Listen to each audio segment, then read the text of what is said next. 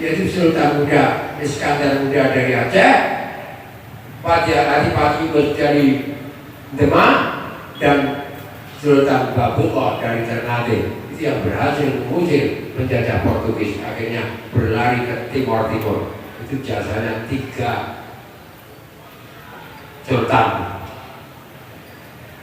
Jadi akhirnya ada sultan di mana-mana itu boleh-boleh saja. Kalau kemudian rakyat Indonesia yang tadinya dijajah Belanda sepakat mendirikan satu negara, dalam proses sejarah sudah saya sebutkan, saya pernah menulis mengenai ini, akhirnya ya sudah, satu Indonesia satu. Nah, yang bisa ya langsung membeat, kalau enggak ya di mana saja, asal kita rela dengan presiden yang ada, mengikuti perintahnya dan menjauhi larangannya, itu tidak cukup. Itulah beat. Dan tidak ada kaitannya dengan syahadat, dalam arti kalau orang syahadat nggak baiat, nggak sah syahadatnya, itu tidak benar. Dan tidak benar juga kalau dikatakan barang siapa tidak mau berbaiat, matinya mati kafir. Tidak benar. Apalagi ditambah begini, karena orang kafir dalam Quran dikatakan innamal musyrikuna najasun, orang yang nggak baiat itu kafir, orang kafir najis. Maka kalau sholat di masjid saya itu berarti menajisi tempat saya. Itu nggak benar. Ada seorang dosen IAIN mendapat tugas survei ke tempat organisasi yang pakai baiat. Menurut keyakinan mereka, kalau nggak baiat itu kafir, kalau kafir itu najis. Ketika dia survei ke sana, setelah selesai wawancara, interview gitu, terus dia minta izin mau sholat zuhur. Dia sholat zuhur di masjid mereka. Dari tempat wudu terus ke tempat sholat, dia sholat. Setelah selesai sholat, tempat dia dilewati ini dicuci karena dianggap najis. Dia mengetahui bekas tempat kakinya dicuci, dianggap dia najis. Dia naik lagi masjid, terus diinjak-injak kabeh. Seluruh masjid diinjak-injak, jangan ubah-ubah. Stop, ambil tindakan baru. Dia nggak perlu, ya kebangetan lah. Kalau sampai wis Islam ya sholat, ya puasa sembarang, perkara rapi aja ke kami itu nggak benar. Saya beritahu, Nabi punya pembantu orang Yahudi. Yahudi ke Islam enggak? Ya enggak, namanya aja Yahudi. Ketika sakit, kebetulan sakitnya keras, ditengok Nabi. Setelah Nabi nengok melihat keadaannya, Nabi perintah kepada pembantunya yang sakit itu, aslim, masuk Islam lah. Memang Nabi itu di mana-mana. Ya Allah, aslim, masuk Islam lah kamu. Anak itu pamit minta izin bapaknya. Pak, kalau diceplosan, Pak, aku disuruh masuk Islam. Oleh ini gimana? Bapaknya bilang, aslim, ikutilah perintah Abul Qasim. Dia nggak mau manggil Rasulullah karena dia nggak mengakui Muhammad Rasulullah. Dia ngomongnya ikutilah perintah Abul Qasim. Pak Ali Qasim yang Muhammad itu, maksudnya ikutilah perintah Abul Qasim. Lalu dia mengucapkan asyhadu an la ilaha illallah wa asyhadu anna Muhammadar Rasulullah. Lalu Nabi keluar. Di luar Nabi mengatakan, alhamdulillah, saya baru saja menyelamatkan orang dari neraka. Motor saya meledak. Nabi mengatakan, alhamdulillah, saya sudah menyelamatkan orang dari neraka. Tanpa baiat itu. Oleh karena itu saya tegaskan, baiat itu sendiri, syahadat itu sendiri. Kalau orang enggak baiat, enggak begitu berat. Tapi kalau enggak syahadat, itu tidak Islam. Jadi orang syahadat tidak baiat ya dosa tapi nggak sampai kafir. Itu menurut paham Sunnah wal Jamaah. Kalau orang Mu'tazilah enggak, orang Islam kalau melakukan dosa kafir, wah berat. Ya, itulah baiat. Jadi kalau diartikan baiat adalah janji setia. Yang dimasukkan janji setia di sini adalah setianya rakyat membaiat kepala negara, khalifah maupun presiden atau apa, dan kepala negara juga berbaiat berjanji akan mengurusi rakyat dalam segala hal, dan itu dilakukan pertama oleh alul hal wal akdi, kemudian dia lakukan oleh rakyat secara umum yang nggak sempat asal menyetujui, maka sudah sama dengan membaiat. Mungkin ada yang mengartikan mati jahiliyah itu mati kafir. Para ulama hadis semuanya tidak sependapat. Mati jahiliyah adalah mati tidak berbudaya, karena kebiasaan orang jahiliyah nggak pernah punya kepala negara yang atur urusan mereka. Dan kalau dikatakan orang syahadat tidak sah kalau nggak baiat, maka perlu diketahui syahadat berbeda dengan baiat. Demikian, ada pertanyaan? Kalau suaranya keras nggak usah pakai pengeras suara, nggak makin 2 orang. Bismillahirrahmanirrahim. Assalamualaikum warahmatullahi wabarakatuh. Pak Kiai, di Al-Quran ada satu ayat yang berbunyi ya ayyuhalladzina amanu atii'ullah Rasul ulil amri. Di kata ulil amri itu tidak ada kata atiul. Itu kalau pikiran saya berarti kalau segala perintah Allah dan larangannya wajib dan harus ditaati. Rasul pun juga, Rasul pun juga ada kata atiul. Berarti segala perintah Rasul dan larangannya harus juga ditaati. Sedangkan ulil amri itu ada kata atiul. Berarti mungkin bisa jadi ulil amri itu bisa ditaati, mungkin juga bisa tidak. Tetapi di lain ayat ada ayat Quran yang berbunyi atiullah wa rasul. Nah, kata atiul ini apakah bermakna bagaimana Pak Kiai? Karena apakah ini juga mensyaratkan bahwa ada satu hal yang perintah Rasul maupun mungkin larangannya boleh kita langgar atau bagaimana? Kata atiul. Assalamualaikum warahmatullahi wabarakatuh. Yang kedua,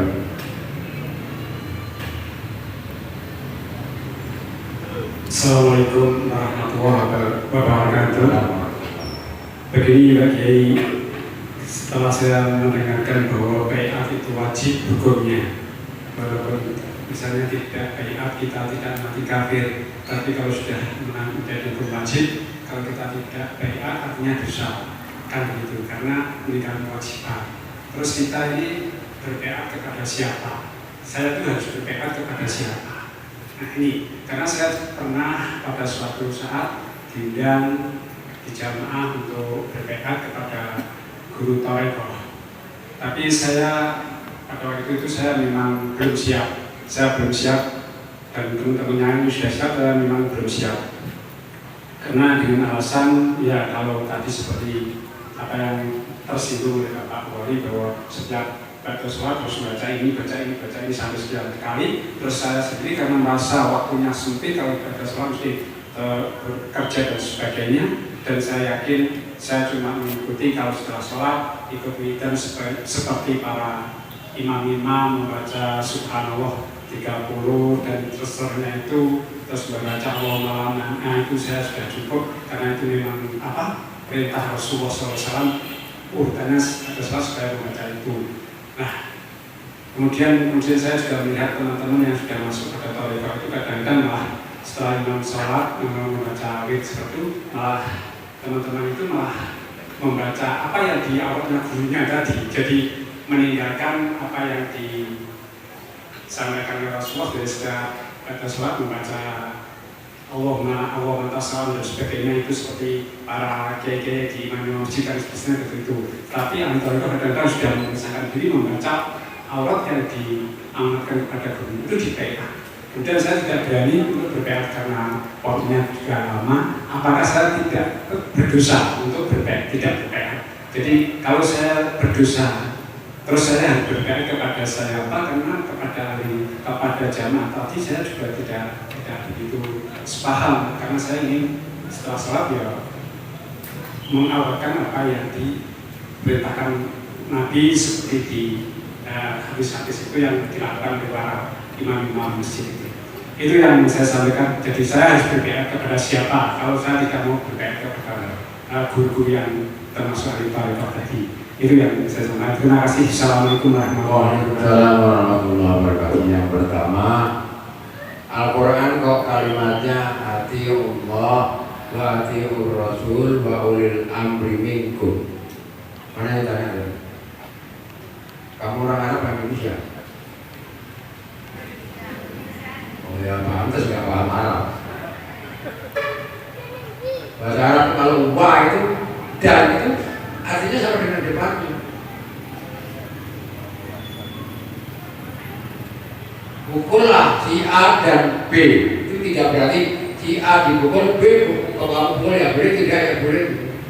Jadi walaupun nggak ada kata-kata pukullah si A, pukullah si B, pukullah si C, pukullah si D, kata-katanya pukullah A dan B dan C. Itu walaupun kata-katanya dan itu artinya pukul A dan pukul B, pukul C. Dalam paham akaf dalam bahasa Arab itu begitu. Karena Anda bukan bahasa orang Arab, nggak paham bahasa Arab, ya maklum kalau nggak paham. Ati Allah wa ati Rasul jangan diartikan ati Allah ditaati Allah wa ati Rasul. Kemudian wa ulil amri minkum. Kalau perintahnya Allah sampai 10 harus wa ati. Quran dalam balawah itu nggak seperti itu. Maka Anda harus memahami bahasa Arab. Maka silakan lihat dalam semua tafsir. Nggak ada yang mengatakan kalau Allah itu ada kata-kata wati Allah harus ditaati, kalau Rasul harus ditaati karena ada kawati. Kalau ulil amri boleh ditaati, boleh tidak, itu salah. Wawu atam berarti dan itu ya, dan apa maksudnya? Dan taati. Jadi artinya apa? Taatilah Allah, taati Rasul dan ulil amri. Dan apa menunjukkan pengertian apa dan?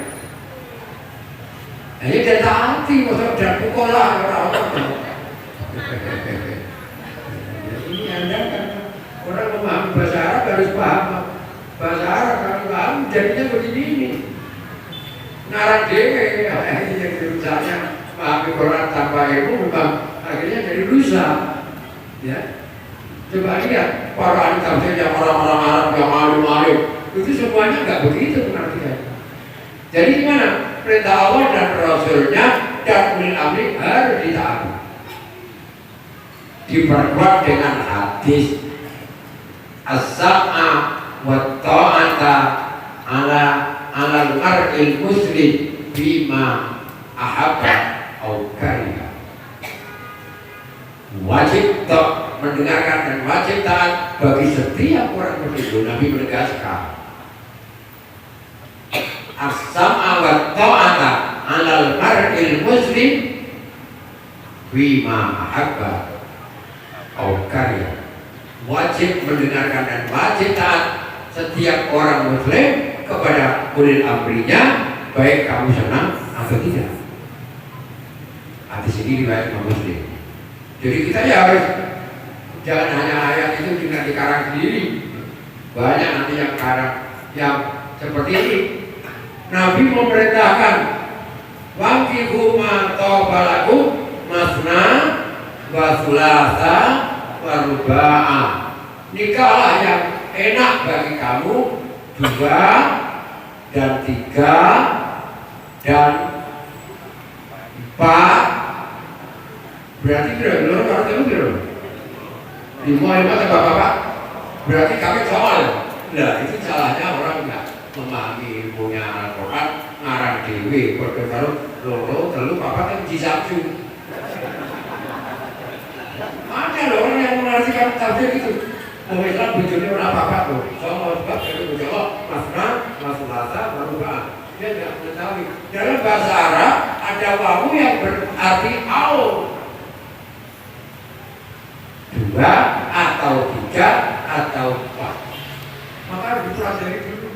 Ditambah dengan Nabi, Nabi papat itu yang tertinggi. Ya, maka jangan diabaikan.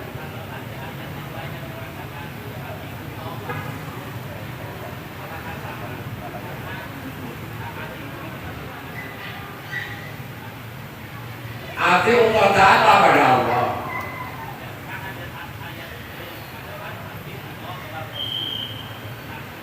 Lah ya hati Allah pada Rasul aja mbok manani sing ditaati Gusti Allah tok. Rasul mbok taati ya kena ora ya kena aja ngono. Kok kalimatnya gak ono hati Allah wa hati Rasul. Ada memang Al-Qur'an yang kalimatnya hati Allah pada Rasul. Walaupun gak ada kata-kata Rasul, wa anta bermakna taati juga Rasul. Wadah mau rana ulil amri rana berarti ya merasa taat, jangan gitu. Maka lihat hadisnya juga ya. Beat kepada siapa? Nek soal beat sudah saya katakan, yang dimaksudkan beat adalah beat kepada kepala negara, itu yang wajib. Ada beat kepada guru, itu adalah ikatan perjanjian antara relasi juga antara murid dan guru, tidak wajib. Tapi kalau murid juga berjanji pada gurunya, Pak Guru, kalau berjanji bagi taat kali sampean, nek ora taat dosanya bukan karena murid dan guru, karena janji harus ditepati. Bukan karena guru harus dibeat, bukan. Nah guru tarekoh, saya masuk tarekoh boleh, nggak boleh. Tapi kalau tidak masuk ke situ, seperti orang sampean latihan badminton ya kena, orang latihan badminton ya kena. Ini nek wis masuk dalam training center, perbunan training center ya kudu disiplin. Jam sekian bangun, jam sekian olahraga, jam sekian latihan badminton. Oh no, melok training centernya Pak Bola kok orang tahu latihan malah pacaran. Nah itu namanya nggak disiplin. Bisa diusir, dipecat dari training center. Sampai ikut toreko, nggak disiplin terhadap pasangan toreko, bisa dipecat atau gagal ke torekoan. Soal yang dibaca apa itu kan kebijaksanaan guru.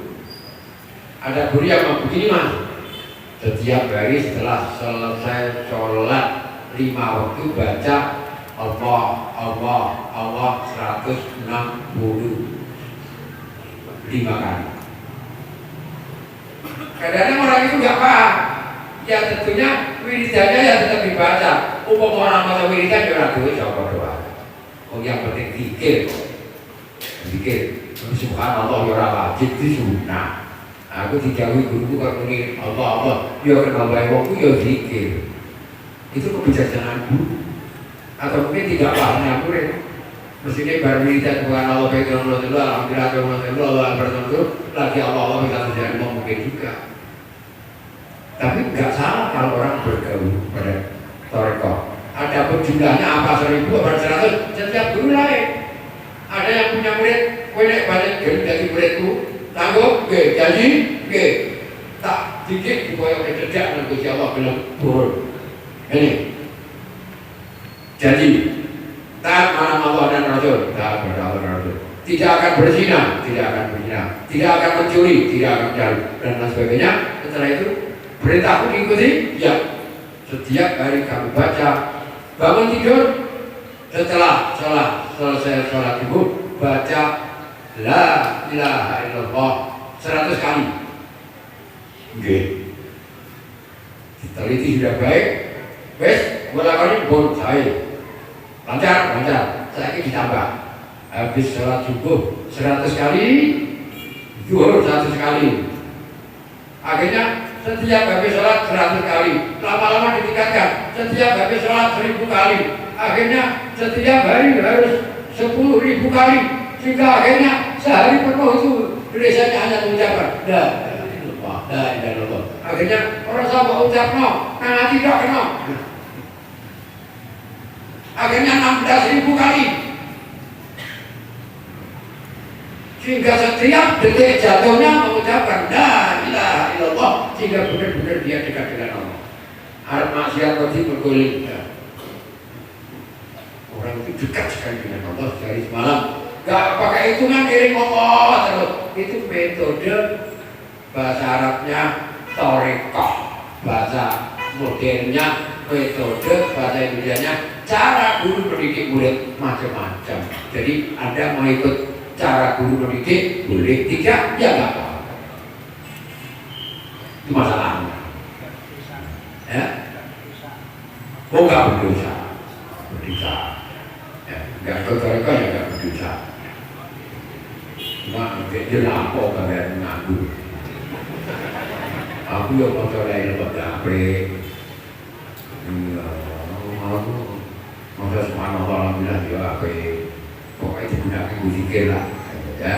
Soal beat itu hanya metode yang dipakai guru. Itu nggak bisa disalahkan. Jangan tanya ada hadisnya nggak? Jangan tanya itu metode. Nih saya tanya. Ada guru mengajar pelatih murid voli apa? Volleyball, bal voli.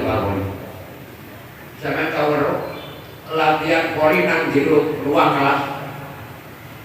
Latihan voli nang jero kelas sambil duduk di bangkunya. Pernah lihat nggak?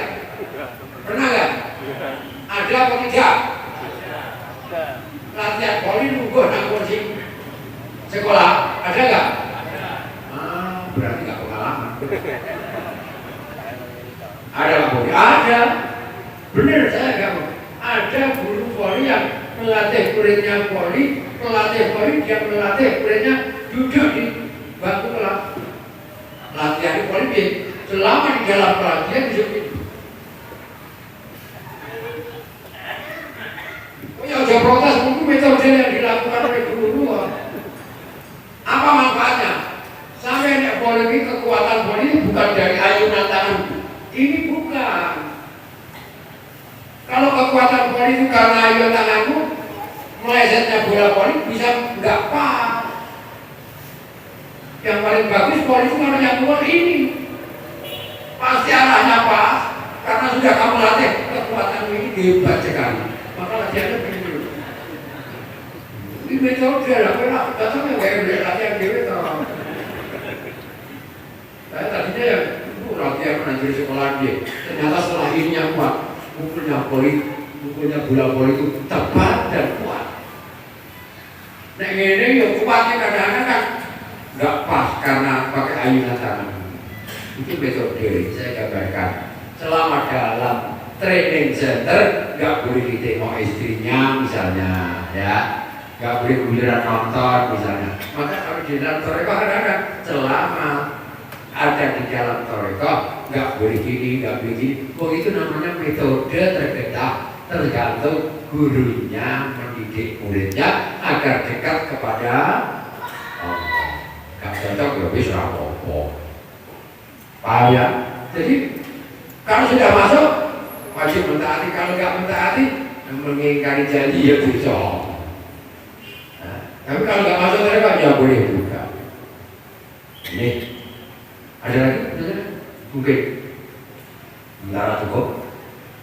Cukup. Saya kira cukup. Kesimpulannya beat yaitu setia jadi setia. Janji setia beat dalam Islam yaitu beatnya umat Islam kepada kepala negaranya. Yang kepala negara berjanji akan mengurusi umat secara lahir batin dunia akhirat, rakyatnya berjanji akan mentaati pimpinannya lahir batin dan tidak akan melanggar larangan-larangannya. Itu seluruh dunia kalau bisa satu orang khalifah saja, kalau nggak bisa ya bisa per negara membuat kepala negara. Sebutan kepala negara bisa khalifah, bisa khalifah Amirul Mukminin, bisa sultan dan boleh juga presiden. Cara beat ada beat khusus, ada beat umum. Bagi yang nggak mungkin ikut beat karena tempatnya jauh, maka asal menyetujui khalifahnya atau kepala negaranya dan mengikuti perintah dan menjauhi larangannya sudah cukup. Itu yang saya sampaikan, mungkin Lain kali kalau masih ada ganjilan, boleh Anda tanyakan lewat SMS ke handphone saya. Cuma saya menyampaikan himbauan karena akhir-akhir ini ada orang banyak bertanya aneh. Tanya lewat SMS, tapi bukan sekedar pertanyaan, tapi masalah. Kalau masalah saya minta lewat telepon, tidak SMS atau datang ke rumah. Tapi kalau pertanyaan bisa saya jawab mudah. Bedanya pertanyaan dengan masalah apa Pak Boy? Pertanyaan itu begini, kalau sujud bacaannya apa, dasarnya hadis atau Quran apa, itu pertanyaan. Kalau masalah, kalau sujud bacaannya apa, mengapa ada kiai lain ngajarnya kok lain-lain, dan apakah itu tidak bertentangan? Nah itu masalah. Lebih cepat begini, 5 kali 5 berapa? Itu pertanyaan. Jawabnya gimana? 25. Kalau masalah 5 kali 5 berapa Pak Boy? 25. Padahal saya butuhnya 27 itu Pak. Nah itu masalah. Ini masalah menang itu pertanyaan. Nah padahal butuh pikir-pikir kalau masalah itu iya Pak. Tapi jadi masalah. Itu. Kalau masalah saya punya SMS sampai 15 nggak terjawab. Saya sebenarnya kok nggak mau. Terus masalahnya panjang banget. Saya pernah sebelum itu saya jawab, terus kalau jawab ngetik SMS dia 1 kali sampai seberapa jam, saking panjangnya. Dan pernah SMS itu mulai jam 1 sampai jam 3 malam. Tapi setelah ini sekarang masih tersisa 15 pertanyaan dari 1 orang, mau bukan kok dari banyak orang. 1 orang ini asal hampir dijawab terus tanya. Ini masih ada 15 pertanyaan belum saya jawab. Tak kau nelpon mau, kau tak kau mau, ada repot. Wah, itu wah warna. Maka saya harapkan kalau saudara masalahnya ringan boleh SMS, tapi kalau nggak lebihnya telepon. Kalau sekedar pertanyaan, insya Allah lewat SMS cukup. Ya, demikian. Apabila ada kurang minta maaf, mari kita berdoa kepada Allah SWT. Mudah-mudahan kita tetap berjalan koridor ajaran Islam Ahlussunnah wal Jamaah. Al-Fatihah. Alhamdulillah. Iya, alhamdulillah.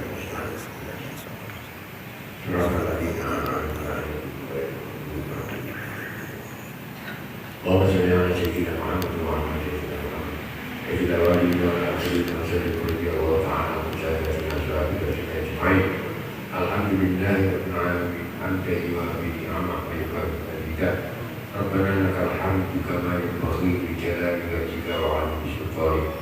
Allahumma bi barakatil Fatihatil mu'azzamati was-sab'il mathani wa bi barakati hadzal majlisil mubarak. Tsabbit aqdamana maulatina ala al-iman wal islam ala tariqati ahdis sunnati wal jamaah biqiyadat ulama'ina wa ju'amina min ju'ama'i wa ulama'ina ahdis sunnati wal jamaah. Rabbana atina fid dunya hasanah wa fil akhirati hasanah wa qina adzabannar wa adkhilna al-jannata ma'al abrar ya aziz ya mubarak ya rabbal alamin. Sallallahu alaihi Muhammad wa ala alihi wa sahbihi wa sallam. Subhana rabbika rabbil izzati amma yasifun wa salamun alal mursalin walhamdulillahi rabbil alamin. Sekian, assalamualaikum warahmatullahi wabarakatuh. Alhamdulillahirrahmanirrahim. Acara terakhir menutup. Mari kita tutup acara pada kesempatan kali ini dengan kata alhamdulillah bersama. Alhamdulillah. Saya selaku pembawa acara mohon maaf yang sebesar-besarnya apabila ada kesalahan. Allahumma muwaffiq wa barik. Wassalamualaikum warahmatullahi wabarakatuh. Allahumma shalli ala Muhammad ya Rabbi shalli alaihi wa sallim.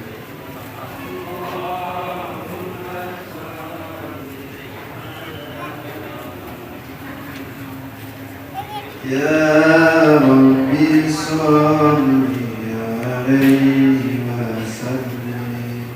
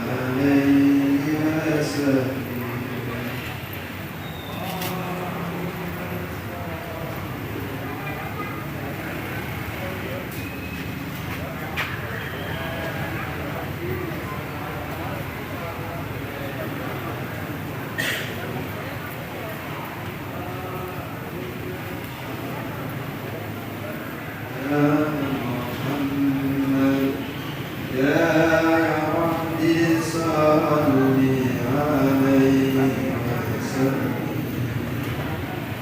اللهم صل على محمد يا ربي صل عليه وسلم